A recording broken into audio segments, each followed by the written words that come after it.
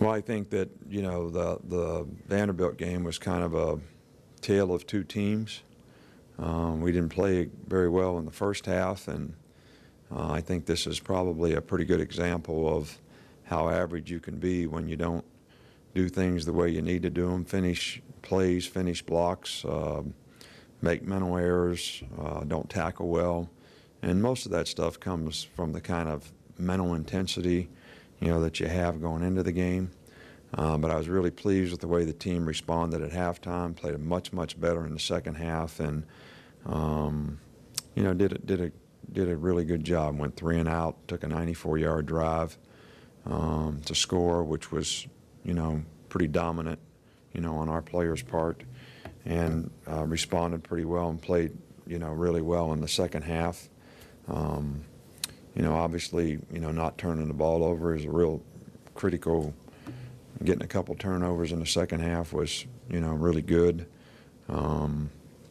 We threw the ball pretty effectively in the game, and I didn't have a lot of negative plays, and, that's something that we need to continue to, work on as a team. And we got to eliminate, some of the mistakes, especially early, as a team, so that we can execute and get a good start. We had some guys that had, really good, Mays, obviously, with the catches that he had, Brad Smelly, Mike Williams, both those guys did a great job of blocking. Defensively, Mark Barron and Dante Hightower had, lots of production points, and special teams, Cade and Daquan Menzie, both did a pretty good job on special teams. From an injury standpoint, C.J. Mosley will start back practicing today. Eddie probably tomorrow. Chris Jordan, we're going to try again and see what happens. And I think R.E. May be out indefinitely and may even be a guy that needs to have surgery, so he could possibly be out for the year.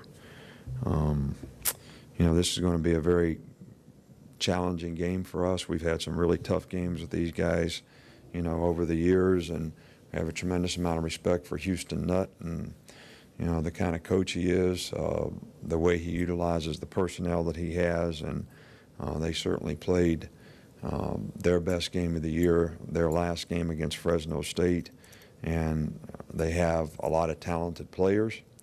They have a lot of returning starters on offense. They're actually playing better on defense from the standpoint of not giving up as many points.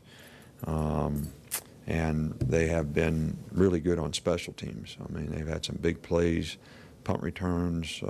I think they're leading the nation in punt returns, and it's because of the explosive skill guys that they have. And, Mackey was the quarterback in the last game, which is a little different style than what they had before, and they seem to play pretty well, from that standpoint. But, Houston Nutt, I think, is, one of the best coaches in our league and has done a really good job wherever he's been, and I think he's done a really good job with this team so far.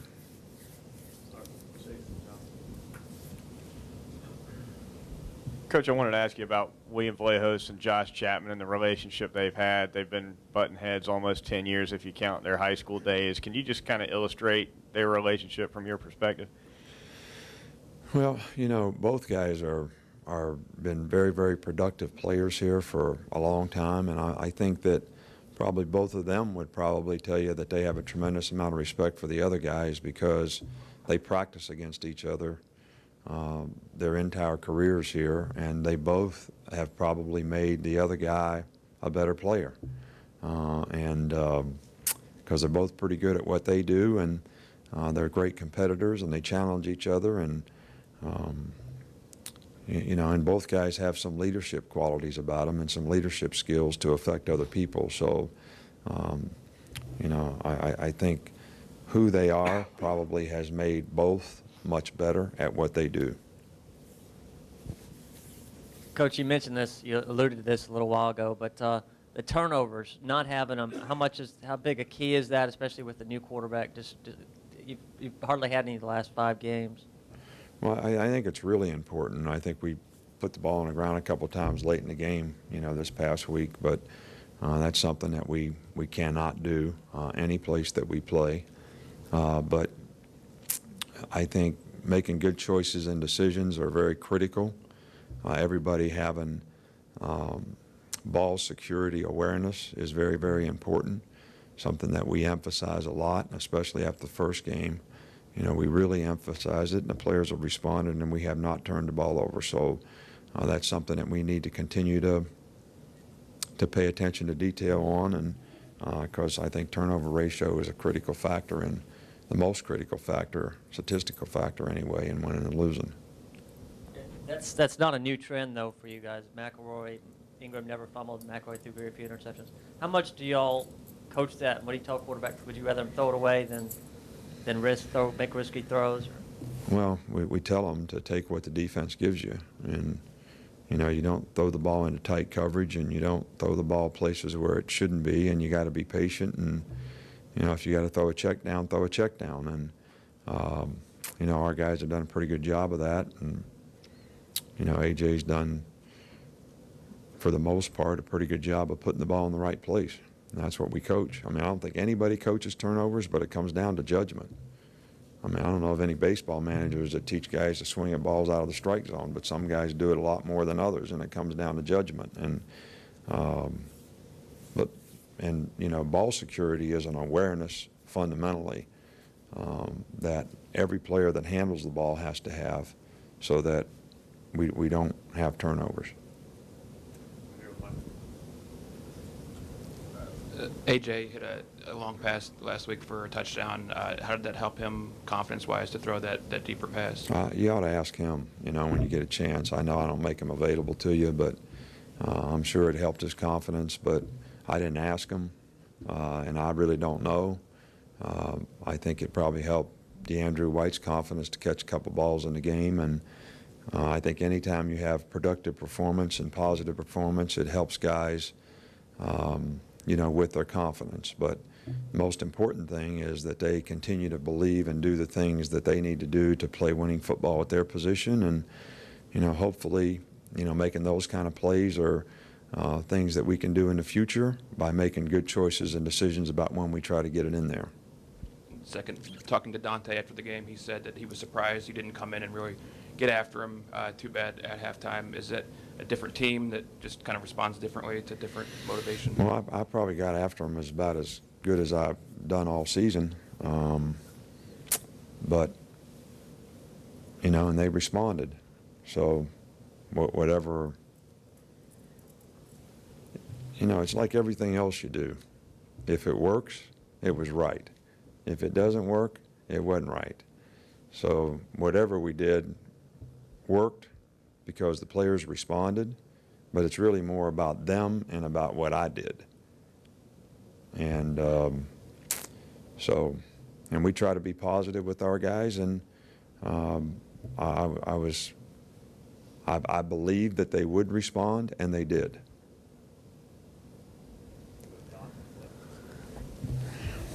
Mays has 31 catches so far this season, 20 more than any other wide receiver. It's only one fewer than Julio had at this point last season. Did you expect him to be this dominant? Well, you know, he's one of the most explosive guys we have on offense, so we are making a conscious effort to get him the ball. And, you know, and he does a good job with the ball in his hands, whether he catches short balls, and he's a very good runner with it. And, you know, that's a big part of what we do on offense. So his production and performance is important because we're putting him in positions to, you know, try to get him the ball. So it's not surprising to me that he has the production that he has. And we want more and more players to put themselves in a position where, you know, we can have balanced production with some of those guys as well. Can you take us behind the doors of the locker room at halftime a little bit on just, it's only 20 minutes, how much is spent on motivation, how much is spent on X's and O's, how much is spent on just letting them rest a little bit? We basically, halftime is nobody's resting, all right, about anything. You know, the first thing is the coaches meet on adjustments that we need to make. That probably lasts 3-4 minutes. We probably meet 6 or 8 minutes, with the players in general, and go over every issue that we've had on both sides of the ball and on special teams. Then each individual coach takes his players probably for a couple minutes to specifically talk about things that they may have to adjust to. And then, probably a minute or two prior to going out, I'll say what I have to say. So that's pretty much what happens, and it's pretty much the same all the time. Coach, I wanted to ask about two players, one who I guess got to play a little more on Saturday and one who hadn't played. First, Justin Fowler. Could you just talk about how he's progressing at running back and how you... Well, he did a nice job in the game, and he's a little bit different style than the other guys, but is very effective, very strong, runs behind his pads, and probably has a much, much better sort of understanding and confidence of what's expected of him at his position, now, and in the passing game as well as in the running game. And he did a nice job in the game. So we're pleased with the progress that he's made. And also, I guess it's been 3 weeks or so, but could you just kind of tell us how Deron Carter's adjusting to redshirting this year and how he's contributing at practice? He does a good job in practice. He works hard, and I think that all players in that position should be focused on responsibility to, first of all, understand why they're in the position they're in, what they could have done differently, and how they can sort of improve themselves in the future so that they don't have to deal with any consequences by making good choices and decisions about what they do and what they don't do and how they finish things, get things done, and be responsible. And he's responded pretty well to that to this point. Hey, Coach, this is the third year that your wife, Miss Terry, has co-hosted our broadcast of the homecoming parade. And I just wanted to know if you had a chance maybe to catch a little bit of it, or if you didn't, did she tell you a little bit about it after the game? I didn't catch any of it.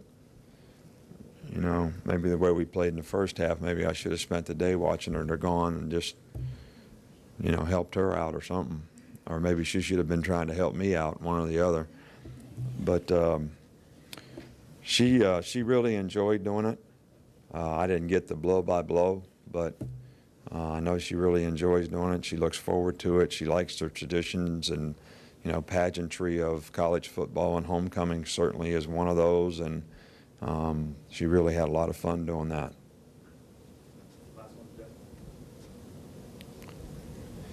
Coach, LSU had a touchdown taken away on Saturday because of the taunting rule, the new rule this year. How do you feel about that rule? And secondly, how do you think you would react to having a touchdown taken away that way? Well, I'm not here to sort of evaluate the call. All right, so I don't have anything to really comment about that. But, every player knows what the rule is. Every player's been told what the rule is. Every player's been shown what the rule is. And we all accepted it as a rule to try to promote sportsmanship in our game, which I think is very, very important. And the players know the consequences of doing these things before they score and after they score. All right, so I don't think somebody else should be blamed for that. And I'm not criticizing any players. I'm not evaluating the call. I would not be happy at all if it happened to us, but I would be more probably disappointed in the player than in the call. So that's, and I'm not evaluating LSU's player or anything else. I'm just telling you about our players. And because they've all been told what the consequences are, and when they make the choice and decision to do it, they put themselves at risk at those consequences affecting the team. So who should be responsible for that? Thanks, Coach. All right, thank you.